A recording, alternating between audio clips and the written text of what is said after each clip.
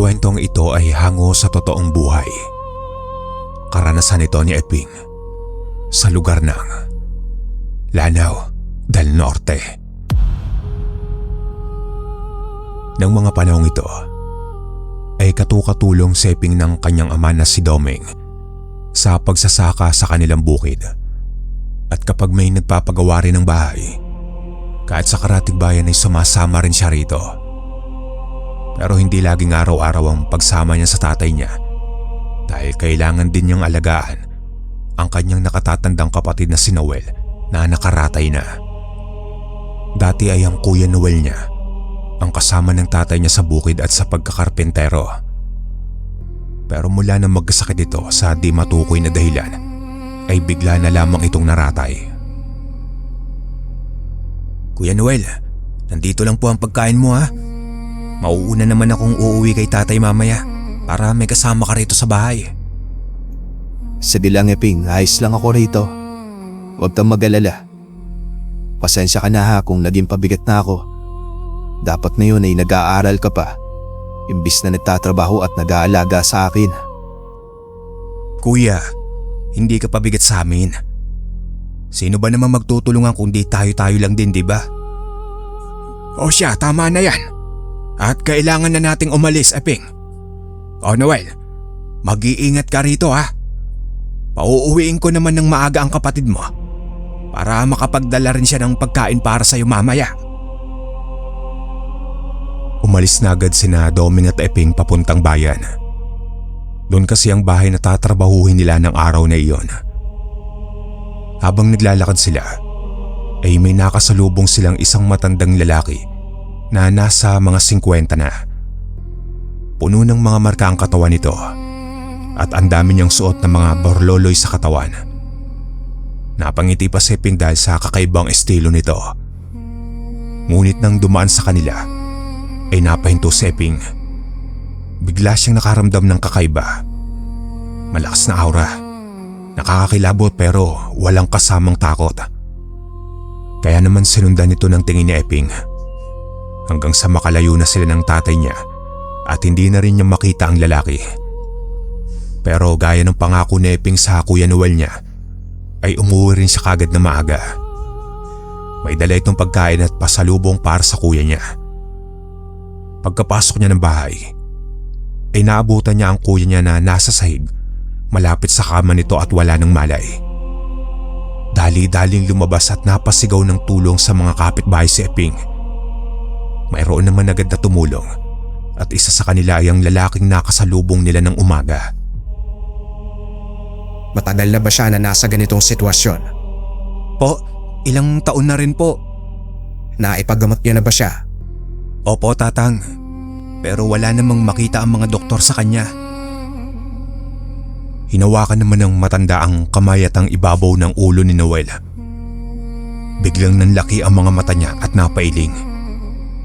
Nagtaka si Eping kung bakit naging ganun ang reaksyon ng matanda. Kaya tinanong niya ito kung ano ang problema. Ngunit tinignan lamang siya nito ng seryoso at diretso. Sinabihan siya nitong hindi raw magtatagal ang buhay ng kuya niya kapag hindi naalis ang itinanim na sumpa sa kanya. Nagulat si Eping sa sinabi nito, lalo na sa sumpang tinutukoy niya. Sumpa? Anong sumpa po ang sinasabi ninyo? Tinaniman ng sumpa ang kapatid mo, iyo. Kahit saang doktor o ordinaryong manggagamot niyo siya dalhin, ay hindi rin siya gagaling. Dahil hindi ito basta makikita ng ordinaryong manggagamot lang. Manggagamot ka po ba? Kaya niyo po bang alisin ang sumpa na sinasabi na meron sa kuya ko? Oo, kaya maganda kayo ng buhay na alay at aalisin natin ang sumpang nasa loob niya. Nang dumating si Doming kinahapunan, ay kinausap siya ng manggagamot na nagpakilala na sikaryo. Nagalangan pa si Doming noong una, pero kalaunan ay pumayag na rin itong gamutin ng anak na si Noel. Dahil wala namang mawawala kung sakali kung magtitiwala sila rito. Pinabili sila ng kulay itim at puti na manok bilang alay. Pinatulo nila ang dugo ng manok sa isang malaking palayok na may baga ng uling na may mga nakalagay na mga pampausok din. Sinabihan sila ni Karyo na ipaghalo ang huling patak ng dugo ng 2 alay na manok tapos ilagay sa isang maliit na mangkok. Nilagyan niya rin ito ng mga pinulbos na mga halamang gamot bago inusalan. Matapos noon ay inutusan ni Karyo si Eping na sindihan ng mga puting kandila. "Saan mo ba nakilala ang lalaking iyan, Eping?" "Sumaklolo lang po siya kanina, Itay. Nang maabutan ko si Kuya na wala pong malay. Nakasalubong nga natin yan kaninang umaga po eh. May ginamot daw yan dito sa kapitbahay natin kanina. Pauwi na sana nang marinig niya akong sumigaw ng tulong." "O siya, tama na. Tignan na lang natin kung kaya ba niyang gamutin man lang ang Kuya Noel mo." Habang nakasindi ang mga kandila, nagsimula ng magusal ng mga hindi pamilyar na salita si Karyo habang hawak ang maliit na mangkok na pinaglagyan ng pinaghalong dugo ng itim at puting manok. Habang nag-uusal siya ng mga orasyon, isang nakatutuwang bagay ang nangyari. Ang mga kulay puting nakasindi na kandila ay biglang naging kulay pula na parang dugo bago naging kulay itim. Doon na kinilabutan sina Doming at Eping. Tinawag bigla ni Karyo si Eping. Pinahawakan sa akin ang mangkok na may dugo ng manok at pinatakan niya ito ng ilang patak na langis na pinagbabara ng mga ugat at iba't ibang halaman. Ipainom mo ito sa kanya. "Ito po bang lahat, Mang Karyo?" Oo, lahat yan. At maghintay tayo ng kalahating oras. Ginawa ni Eping ang sinabi ni Karyo sa kanya. Si Noel naman noon na hinang-hina pa ay pinainom agad ni Eping ng nasa laman ng mangkok. Parang masusuka si Eping habang tinitignan niya ang Kuya Noel niya na iniinom yon. Pero nakapagtataka na wala man lang naramdaman na iba si Noel, gaya ng pandidiri habang iniinom niya ang bagay na iyon. At gaya ng sabi ni Karyo, ay matyaga sila naghintay ng kalahating oras para makita ang resulta ng ginawa nito kay Noel. Makalipas nga ang kalahating oras, ay biglang sumamasik mura ni Noel. Nararamdaman daw niya na parang may gumagalaw sa loob ng tiyan niya at gumagapang ito pataas. Biglang nakaramdam si Noel na parang masusuka siya, kaya kagad na kumuha ng maliit na batya si Eping para sa kuya niya. Nang sa ganun ay doon na lamang ito sumuka. Saktong pagtapat ni Eping ng batya sa kanya ay sumuka na nga siya. Tumatalab na ang ginawa ko. Sige, suka mo lang. Ilabas mo ang sumpang yan. "Teka, anong nangyayari sa anak ko? Bakit sumusuka siya?" Huwag kang mag-alala. Nilalabas lang niya ang nilagay nila sa kanya. Makalipas pa ang ilang minuto, ay isang malaking hiwa ng laman na ang naisuka ni Noel. At ang kakaiba pa sa naisuka niya ay puno ito ng makapal na balahibo at may mga nakasulat pa na kakaibang mga sulat. Agad na sinunog yun ni Karyo. Nakakatulog naman si Noel matapos nun. At pagkatapos ng paggagamot ay hindi pa agad umalis si Karyo. Bilang pasasalamat ay inaya na muna siya ni Domeng na uminom ng tuba sa labas ng bahay.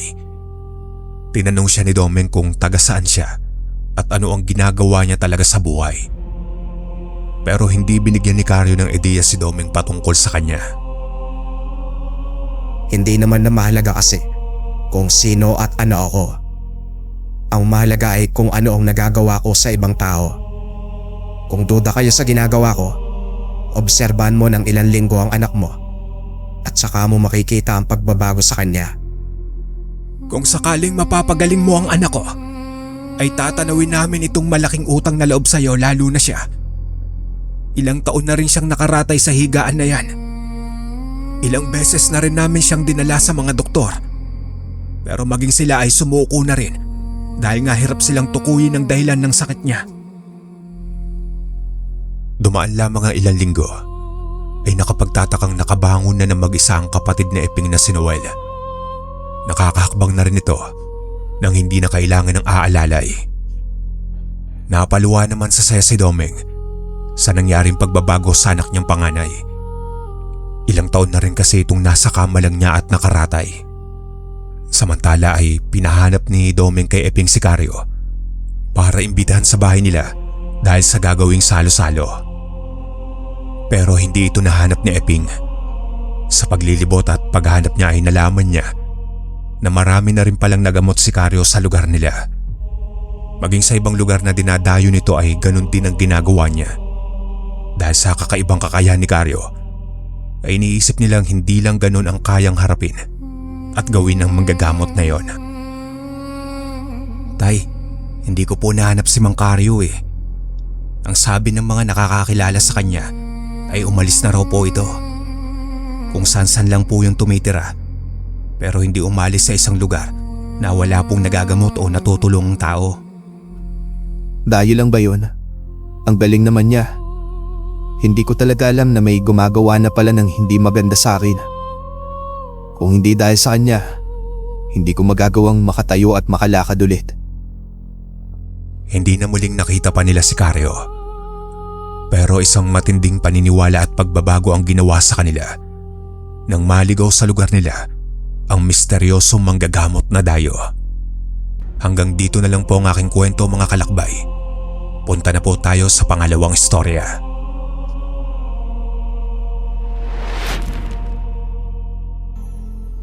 Taong 1983. Tahimik at simple ang buhay sa aming bayan.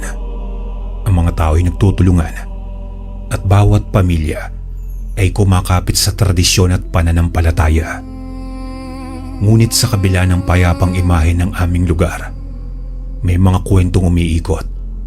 Mga kwento ng hiwaga, ng sumpa at ng nilalang na naninirahan sa dilim.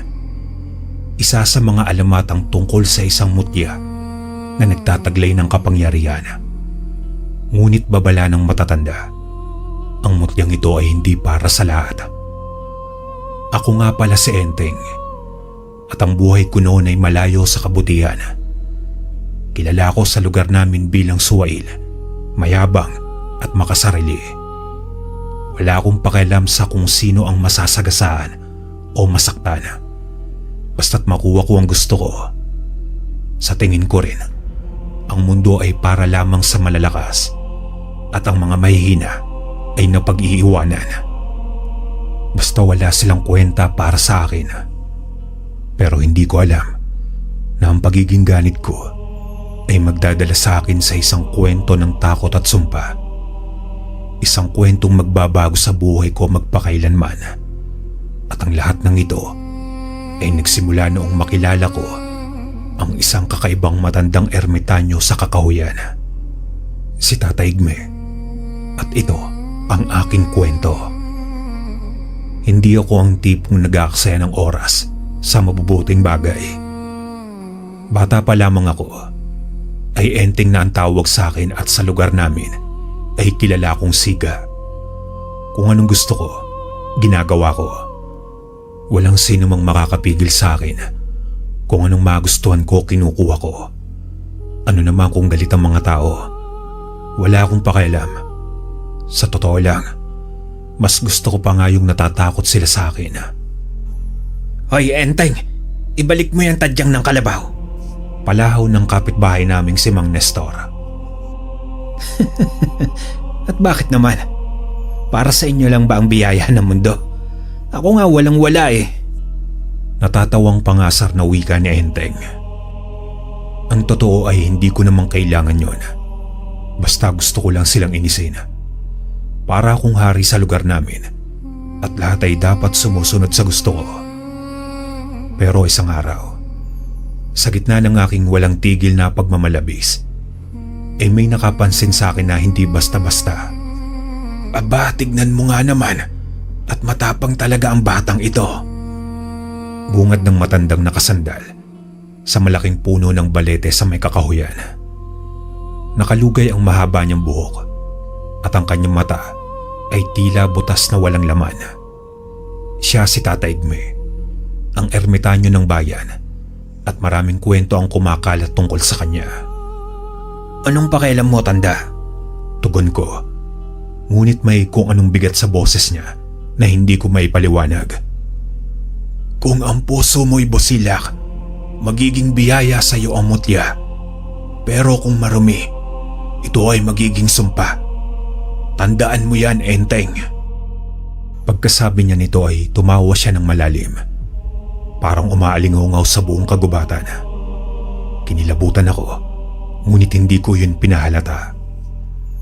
Kinagabihan, napadpad ako sa ilog na malapit sa may kakahuyan. Ang tubig ay maliwanag dahil sa sinag ng buwan. Sa gitna ng ilog ay may isang bagay na kumikinang. Isang mutya. Walang patumpik-tumpik na lumusong ako at dinampot ito. Ang ganda, ang bigat. Pakiramdam ko ito ang magdadala sa akin ng kayamanan. Pero nang hawakan ko ang mutya, ay may kung anong dumaloy sa katawan ko. Parang may boses na bumubulong sa isip ko. Naguutos na gumawa pa sana ng masama. Naririnig ko ang ungol ng halimaw. Sa unay naisip kong ilusyon lang ito dahil gabi.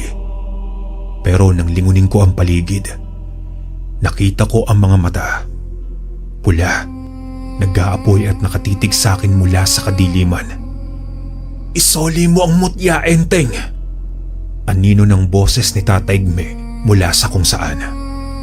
Hindi ko gagawin yan.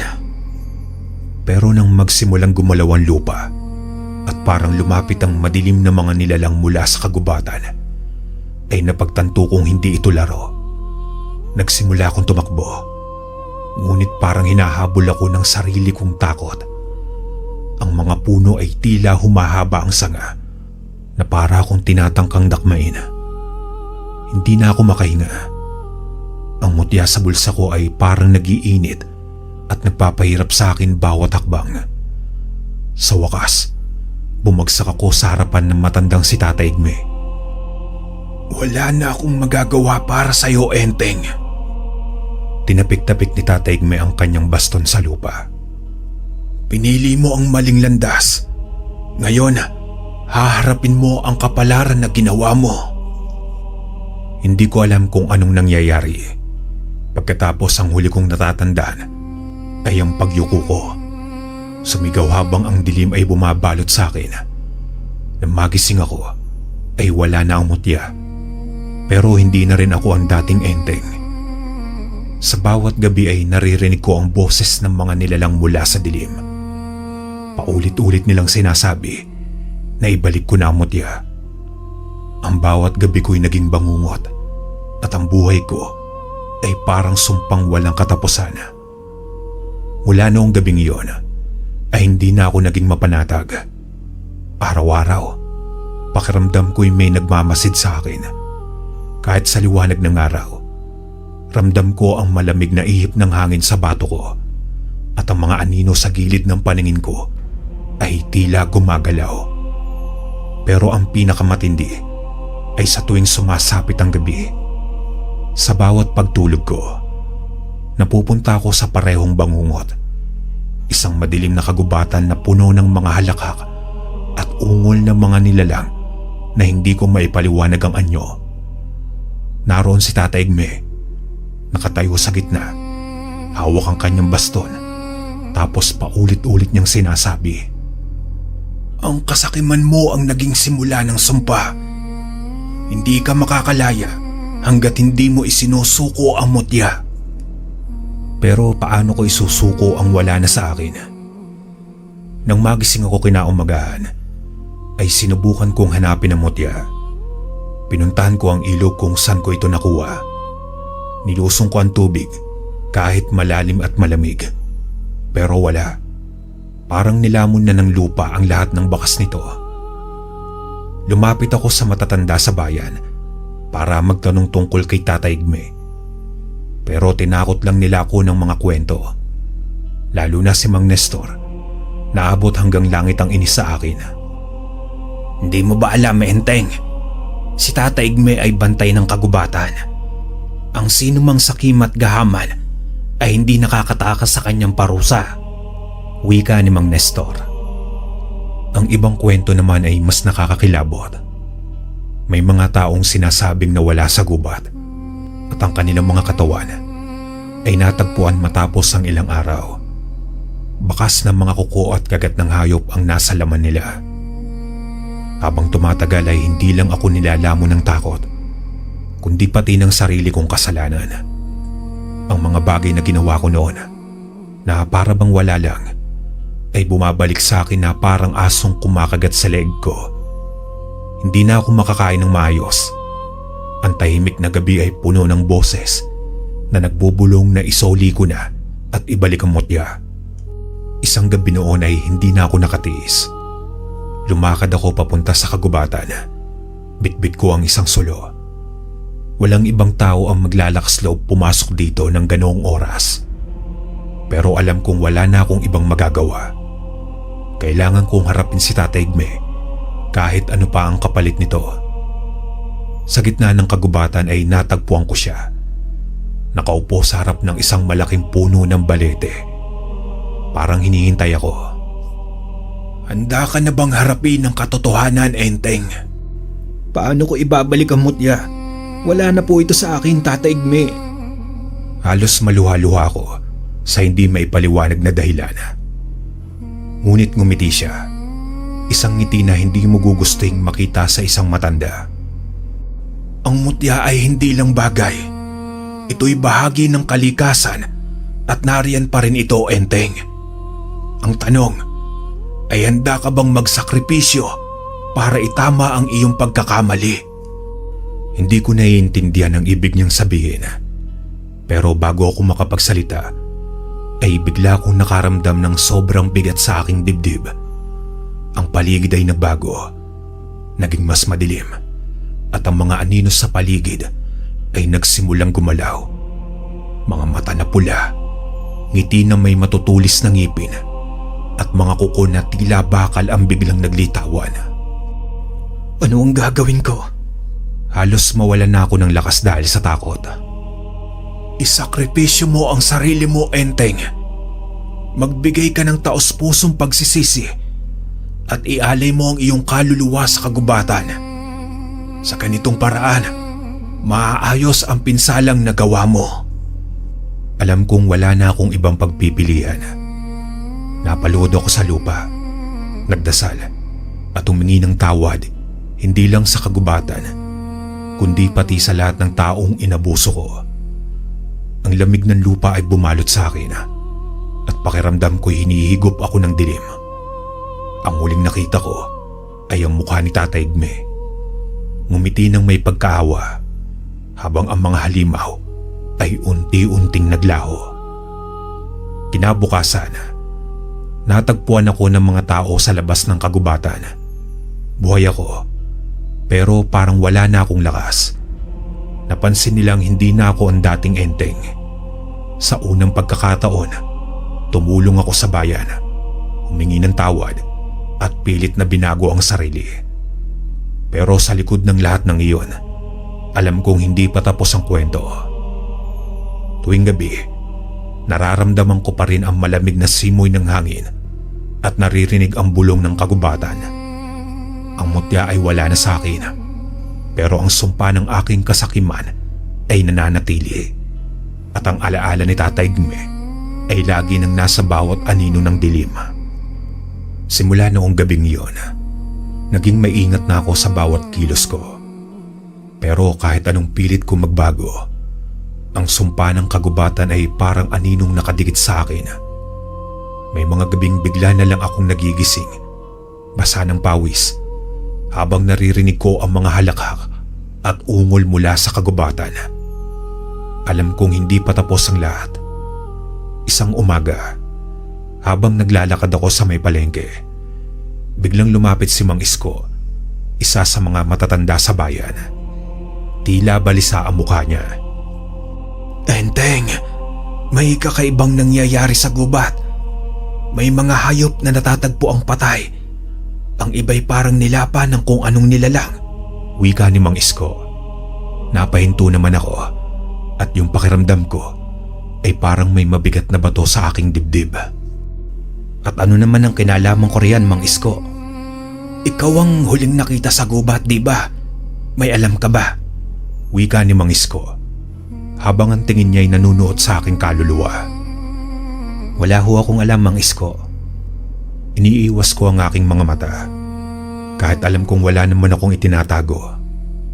Kinagabihan, hindi ako nakatulog. Lahat ng kwento ni Mang Isko ay parang bumabalik sa isip ko. Naglakad-lakad ako sa loob ng bahay. Pabalik-balik. Nang marinig ko ang tunog ng mga yapak sa labas. Mabilis naman akong dumungaw sa bintana. Sa dilim, may isang figura. Malabo ito, pero may kakaibang anyo. Hindi tao pero hindi rin hayop. Tumigil ito saglit, parang nakatingin sa akin. Bago ito biglang naglaho sa kakahuyan. Hindi ko alam kung totoo iyon o isang ilusyon lamang. Pero ang takot ay tuluyan ng bumalot sa akin. Kinabukasan, nalaman kong may nawawalang bata sa bayan. Si Titing, isang 8 taong gulang na lalaki na madalas maglaro sa tabi ng kagubatan. Parang nabuhusan ako ng malamig na tubig. Hindi ko alam kung bakit, pero nararamdaman kong may kinalaman dito ang sumpa ng kagubatan. At ako, napilitan akong bumalik sa gubat kahit alam kong delikado. Sa bawat hakbang ko, pakiramdam ko'y papalapit ako sa isang bagay na mas malaki kaysa sa akin. Nasa gitna ako ng kagubatan nang marinig ko ang isang mahinang iyak. Titing, ikaw ba yan? Pilit kong hinahanap ang pinagmulan ng tunog. Nagmadali akong pumunta sa direksyon ng iyak hanggang sa makita ko siya. Nakaupo si Titing sa tabi ng isang puno. Umiiyak, pero parang walang lakas na gumalaw. Lumapit ako, pero bigla siyang tumingala. Ang mga mata niya hindi na normal. Mapula at may kung anong kakaibang liwanag. Bakit ka nandito? Ang boses ni Titing ay kakaiba na. Malamig, mababa, at parang hindi na galing sa tao. Nanigas ako sa kinatatayuan ko. Alam kong hindi na si Titing ang nasa harapan ko. Anong ginagawa mo sa batang ito? Pilit kong nilakasan ang aking loob. Ngumiti naman si Titing, pero ang ngiting iyon ay hindi na pangkaraniwan. Pinalahan ka na ni Tatay Igme, hindi ba? Ang sumpa hindi matatapos sa isang gabi. Hanggat hindi mo ginagampanan ng kabayaran, marami pa ang magdurusa. Biglang lumamig ang hangin at naramdaman ko ang mga anino sa paligid ko. Alam kong hindi ako nag-iisa. Ang kagubatan ay nagising muli at kasabay nito ay ang pagbabalik ng takot na unti-unti akong nilalamon. Nang tumayo ko sa harap ni Titing, ramdam ko ang bigat ng bawat hakbang na naglalapit sa akin sa isang bagay na hindi ko kayang intindihin. Sa bawat galaw ko, ang paligid ay tila lumalapit sa akin. Ang mga sanga ng puno, ang anino sa lupa, at ang malamig na ihip ng hangin na parang bulong sa aking tenga. Kung naririnig mo ako, Titing, huwag kang matakot. Ako ito si Enteng. Tumigil siya sa pag-iyak. Ang liwanag sa kanyang mga mata ay tila nagdilim at ang ngiti niya ay nagbago. Kuya Enteng, hindi ba't ikaw ang dahilan kung bakit kami nandito? Ang mutya, ang sumpa, lahat ng ito dahil sa'yo. Napatigil ako. Ang bawat salita niya ay parang punyal na tumatama sa aking dibdib. Hindi ko ginusto ito. Sigaw ko. Pero alam kong kahit ako, hindi kumbinsido sa sinabi ko. Ang mutya, ang kagustuhan kong magkaroon ng kontrol. Lahat ng iyon ay kagagawang ko. Biglang bumigat ang paligid. Narinig ko ang mga yabag mula sa dilim. Mabigat at mabagal, na parang naguhudyat ng pagdating ng isang bagay na mas malaki kaysa sa aming dalawa. Si Titing, o kung anuman ang nasa katawan niya, ay dahan-dahang tumayo. Ang maliit niyang katawan ay parang naging mas matangkad, mas matatag, at ang presensya niya ay parang nagpapalubog sa akin sa lupa. May nagbabantay sa kagubatan ito, Enteng. Sambit ni Titing, na ang boses ay parang pinaghalong tinig ng bata at matanda. At galit Naramdaman ko ang panginginig ng aking mga binti, pero pilit kong pinapanatag ang sarili ko. Sabihin mo sa akin kung paano ko matatapos ito, kung paano ko may babalik ang lahat sa dati. Hindi mo mababawi ang mutya. Hindi mo may babalik ang buhay na nakuha mo. Pero may paraan. Ang tanong lang ay kaya mo ba? Bago ko pa masagot ang sinabi niya, isang malalim na boses ang umalingaw-ngaw mula sa likod ko. Huwag kang magpadalos-dalos, Enteng. Paglingon ko ay naroon si Tata Igme. Nakasandal sa baston niya, ang mga matay diretsyong nakatingin sa akin. Pero sa dilim ang presensya niya ay tila mas makapangyarihan pa kaysa sa dati. Kung gusto mong tapusin ang sumpa, hindi ito basta-basta magagawa. Ang kagubatan ay may batas at ang kasalanan mo'y may kapalit. Papalapit ng papalapit si Tata Igme sa amin. Hindi ako makapagsalita. Sa isang banda, gusto kong matapos na ang lahat. Pero sa kabila, hindi ko alam kung anong hinihingi nilang kapalit. Enteng, ang mutya ay kinuha mo sa lugar na hindi mo naiintindihan. Hindi mo alam ang bigat ng ginawa mo. Pero ngayong narito ka, may pagkakataon ka pang maitama ang lahat. Pero tandaan mo, ang kagubatan ay hindi nagbibigay ng pangalawang pagkakataon ng libre. Napatingin ako kay Titing, na ngayon ay parang nanonood lang sa amin. Ang kanyang mga matay naglalaro ng pag-usisa. Ano ang kapalit?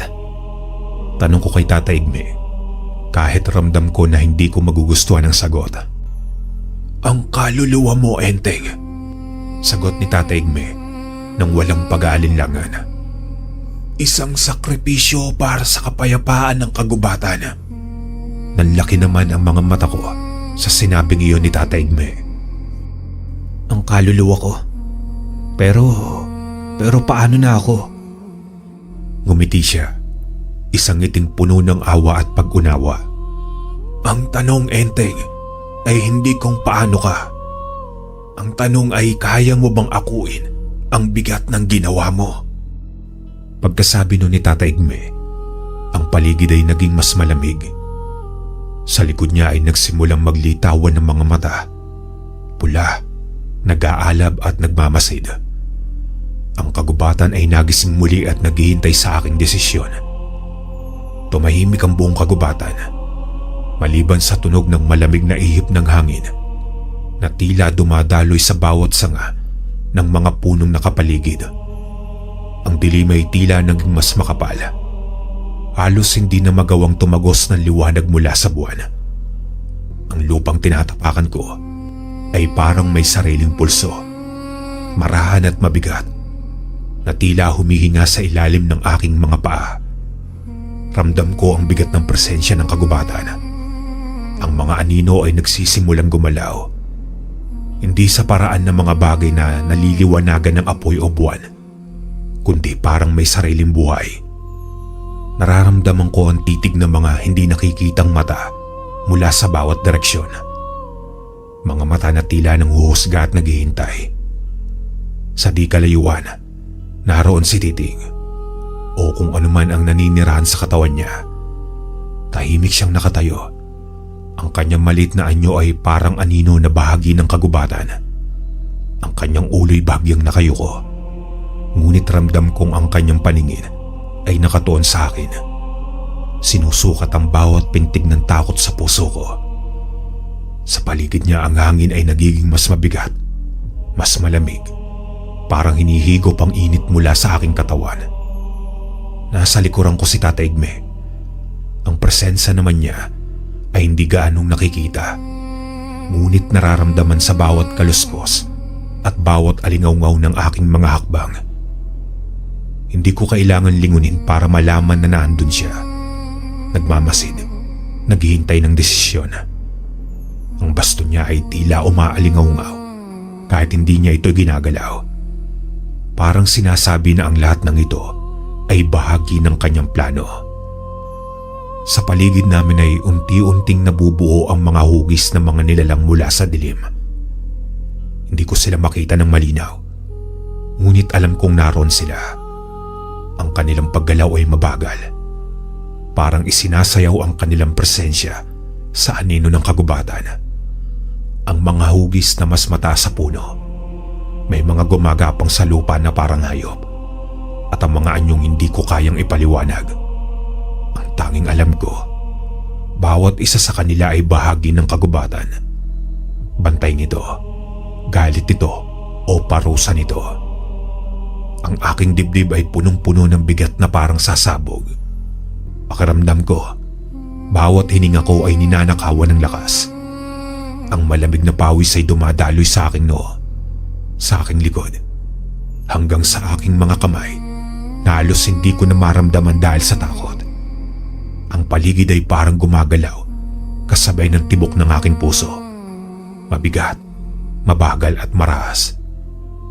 Ang mutya na minsan kong hinawakan, na naging simula ng lahat ng ito, ay parang nararamdaman ko pa rin sa aking bulsa kahit wala na ito roon. Ang bigat nito ay hindi pisikal, kundi parang tanda ng lahat ng kasalanan kong isinama ko sa kagubatan. Sa bawat hakbang na ginagawa ko noon, sa bawat bagay na kinukuha ko na hindi akin, sa bawat sakit na idinulot ko, lahat ay parang bumalik sa akin. Tinatalo ang bawat bahagi ng pagkatao ko. Ang kagubatan ay parang lumapit. Ang mga puno'y tila humakbang pasulong. Nililimitahan ng espasyo sa pagitan ko at ang mga nilalang na nagmamasid. Ang lupa sa ilalim ko ay parang naging buhay. Humuhugot ng bigat mula sa akin at pinaparamdam sa akin na wala akong lugar sa lupaing ito. Wala akong magawa kundi tumayo. Ang aking mga paa ay parang nakabaon sa lupa. Ang aking katawan naman ay parang nakapako sa ilalim ng titig ng kagubatan. Ramdam ko na ako'y nasa harap ng hukuman. Ang bawat nilalang, ang bawat anino, ang bawat puno at ugat ay nagiging saksi sa aking kasalanan. At sa gitna ng lahat ng ito, naramdaman ko ang isang puwersa na tila hinihigop ang lahat ng liwanag at init mula sa akin. Hindi ko na rin matukoy kung alin na malamig sa paligid. Ang oras ay tumigil. Ang mundo ay parang nakasentro sa kagubatan. At ako na si Enteng, ang naging pinakamasakit na bahagi ng kwento nito. Ang katahimikan ng kagubatan ay naputol nang biglang dumagundong mula sa ilalim ng lupa. Para bang ang mismong kalikasan ay nagalit. Gumalaw ang mga ugat ng puno at nagsimulang kumalat sa paligid na parang mga ahas na naghahanap ng kanilang biktima. Ang mga aninong dati nanonood lamang ay nagsimulang magsama-sama. Nagiging mas malinaw, mas buhay at mas nakakatakot. Tumayo ako. Nanginginig ang mga tuhod ko. Ngunit hindi ako gumagalaw mula sa kinaroroonan ko. Pakiramdam ko, ang buong mundo ay naglalayon na kainin ako ng buo. Biglang ang anino ni Titing ay bumalik sa harap ko. Ngunit ang anyo niya ay hindi na bata. Ang kanyang katawan ay tila napalitan ng mga itim na kaliskis at ang kanyang mga mata nag-aalab ng pulang liwanag. Sa isang iglap ay umatake siya. Mabilis, mas mabilis kaysa sa kaya kong sundan ng aking mga mata. Tumilapon ako nang salubungin niya ang katawan ko gamit ang isang galit na hampas mula sa kanyang maliliit ngunit makapangyarihang braso. Tumama ang likod ko sa isang puno at naramdaman ko ang sakit na parang apoy sa aking mga buto. Bago pa ako makatayo, naramdaman ko ang lupa sa ilalim ng aking kamay na gumalaw. Ang mga ugat ay kumapit sa aking mga braso. Hinihila ako pababa. Nagpumiglas ako at ginamit ang natitira kong lakas upang sirain ang mga ito. Ngunit habang ginagawa ko iyon, ang mga anino sa paligid ay nagmistulang umiikot. Mula sa dilim, ang mga nilalang ay lumabas. Ang kanilang mga anyo ay hindi pantao. Mayroon silang mahahabang galamay, matutulis na ngipin at mga mata na parang nagbabantay Sa bawat galaw ko, isa-isang nagpalibot at pinalapit ako sa sentro ng kagubatan. Hindi ko alam kung saan ko hinugot ang lakas ko, pero bumangon ako. Kinuha ko ang isang malaking sanga ng puno na nahulog malapit sa akin at ginamit iyon bilang sandata. Nang umatake ang unang nilalang, hinataw ko ito ng buong lakas. Tumilapon ito, ngunit salip na masugatan, parang naglaho lang ito sa hangin at lumitaw muli sa likod ko. Ang lupain ay naging mas magulo at ang kagubatan ay tila naging isang nilalang na humihinga, gumagalaw at lumalaban. Sa gitna ng kaguluhan, naramdaman ko ang presensya ni Tata Igme. Hindi siya gumalaw o nagsalita, ngunit ang kanyang mga matay nakatuon sa akin. Parang sinusukat kung paano ko harapin ang labanang ito. Ang sagupan ay naging mas brutal. Ang bawat galaw ko ay sinasalubong ng mga galamay, ngipin at matutulis na kuko ng mga nilalang. Ang hangin ay puno ng mga halakhak at sigaw na parang galing sa libu-libong boses.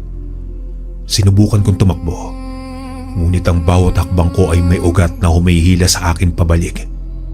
Ngunit hindi ako susuko. Hindi ko alam kung bakit, pero sa kabila ng takot at sakit, naramdaman ko ang isang bagay sa loob ko. Isang liwanag na tila bumubulong na hindi pa huli ang lahat. Kailangan ko magpatuloy. Hindi lang para sa sarili ko, kundi para sa kagubatan at sa mga inosenteng nadamay dahil sa aking kasakiman. Sa gitna ng laban, naramdaman ko ang init sa aking dibdib. Isang init na hindi ko may paliwanag. Parang apoy na biglang nagliyab mula sa loob. Napahawak ako sa aking puso at doon ko naramdaman ang isang kakaibang enerhiya. Ang mutya. Hindi ko ito hawak, ngunit parang bumalik ito sa akin na parang hindi ko inaasahan. Sa sandaling iyon huminto ang kagubatan. Ang mga nilalang ay umatras. Ang hangin ay tumigil at maging si Titing sa kanyang anyong halimaw ay biglang nanlumo. Ang mutya ay nasa akin, ngunit sa halip na magbigay ng kapangyarihan, naramdaman ko ang bigat ng responsibilidad na dala nito. Alam kong ito na ang simula ng mas malaking laban. Hindi lang laban sa kagubatan, kundi laban sa sarili ko at kasalanan kong bumuhay sa sumpa. Ang kagubatan ay tahimik na muli, ngunit ang katahimikang iyon ay hindi nagdala ng kapayapaan. Salip, ito'y punong-puno ng tensyon. Parang bawat nilalang ay naghihintay ng susunod na mangyayari. Ramdam ko ang init mula sa aking dibdib. Ang enerhiyang parang isang buhay na apoy na bumabalot sa akin. Titing, kung naririnig mo ko, labanan mo yan. Alam kong kaya mo. Tumitig siya sa akin. Ang pulang liwanag ng kanyang mga mata ay bagyang nagdilim. Ngunit sa halip na sumagot, isang mababang halakhak ang lumabas mula sa kanyang bibig. Malalim at halos hindi galing sa bata. Hindi na si Titing ang narito, Enteng. Ako ang kagubatan at ikaw ang kaaway nito. Kung ganun, ako ang magdadala ng kapayapaan dito kahit na anong mangyari. Bigla siyang umataking muli.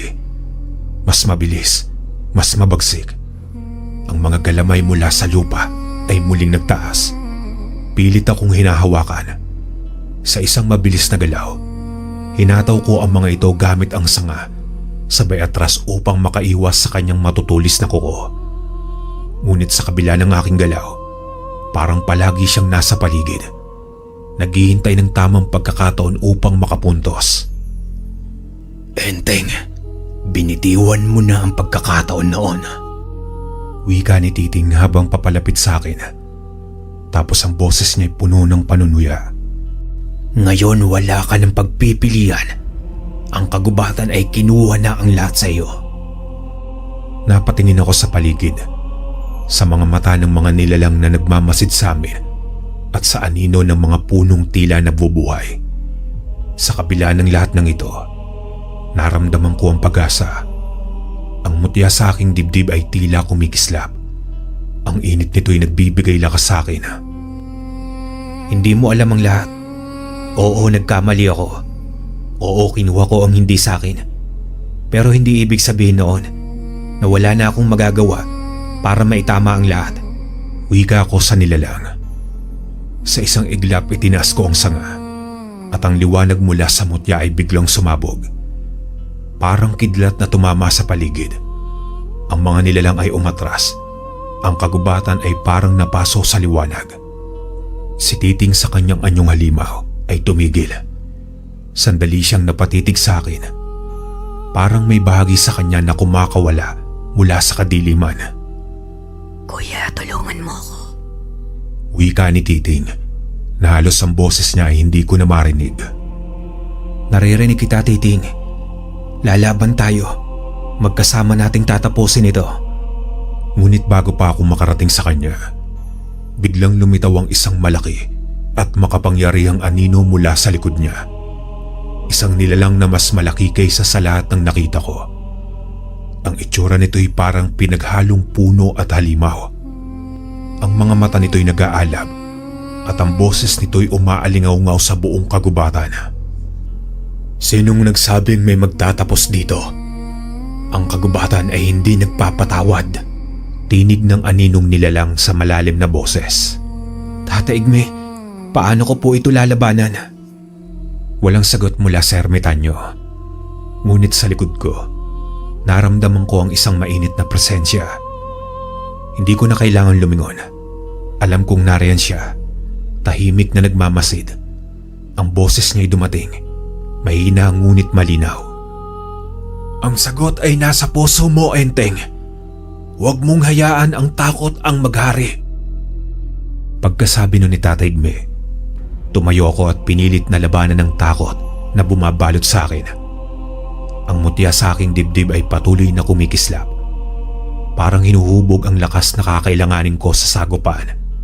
At sa pagkakataong iyon, alam ko, ang laban ay hindi lang laban sa kagubatan, kundi laban sa aking kasakiman, sa aking kahinaan at sa mga pagkakamaling ginawa ko.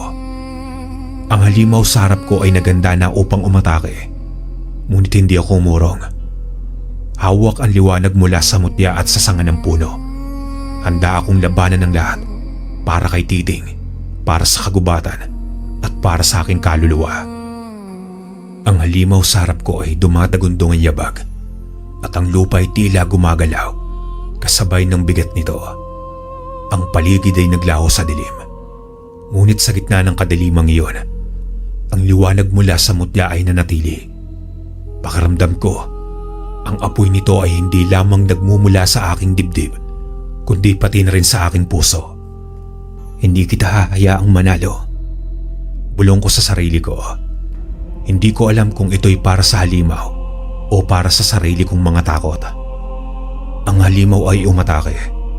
Ang mga galamay nitong ugat at sanga ay nagliliyab sa galit. Ngunit sa bawat hampas ko sa sanga na hawak ko, ang liwanag ng mutya ay sumasabog. Parang nililinis ang hangin sa paligid at ang mga ugat at sangay natutunaw. Nagiging abo na tila nawawala ang sumpa ng kagubatan sa bawat galaw ko. Bigla ay narinig ko ang boses ni Titing mula sa loob ng halimaw. Kuya, bilis. Nandito pa ako. Tumigil ako sandali, ngunit hindi ako nagdalawang isip. Tumakbo ko patungo sa halimaw, diretso sa puso ng kadiliman. Habang papalapit ako ay naramdaman ko na ang liwanag mula sa mutya ay lalong lumalakas. Ang halimaw ay sumigaw. Ang boses ito'y naghalo ng galit at takot, ngunit hindi ako nagpatinag. Sa huling hakbang, itinaas ko ang sanga at gamit ang lahat ng lakas mula sa mutya, hinampas ko ang mismong gitna ng halimaw. Isang napakalakas na liwanag ang sumabog. Halos hindi ko na makita ang paligid. Ang sigaw ng halimaw ay naging alingaw-ngaw. Unti-unting nawawala hanggang sa wala nang natira kundi katahimikan. Nang bumalik ang liwanag, nakita ko si Titing. Nakahandusay sa lupa ngunit buhay. Tumakbo ko palapit sa kanya. Niyakap ko siya ng mahigpit. Ramdam ko ang init ng kanyang katawan at ang tibok ng kanyang puso. Hanggang sa lumapit si Tata Igme. Ang kanyang anyo'y tila mas bata at mas maliwanag. Enteng, natutunan mo na ba ang aral? Opo, Tatay Igme. Ang kasakiman ay hindi kailanman magdadala ng kapayapaan. Ang anumang bagay na hindi mo pag-aari ay hindi mo dapat angkinin. Lalo na kung may kapalit na hindi mo kayang pagbayaran. Pagkasabi ko noon ay ngumiti si Tatay Igme at bigla itong naglaho. Naiwang kami ni Titing sa gitna ng kagubatan. Ang araw ay sumikat mula sa silangan. Ang liwanag nito'y nagbigay ng bagong pag-asa. Buong puso kong tinanggap ang mga pagkakamali ko. Alam kong hindi ko na maibabalik ang nakaraan. Ngunit ang mahalaga ay natutunan ko ang tamang landas. Sa huli ang mutya ay naglaho. Ngunit ang aral na iniwan nito ay nanatili sa akin magpakailanman. Hanggang dito na lang po ang aking kwento, mga kalakbay. Maraming salamat.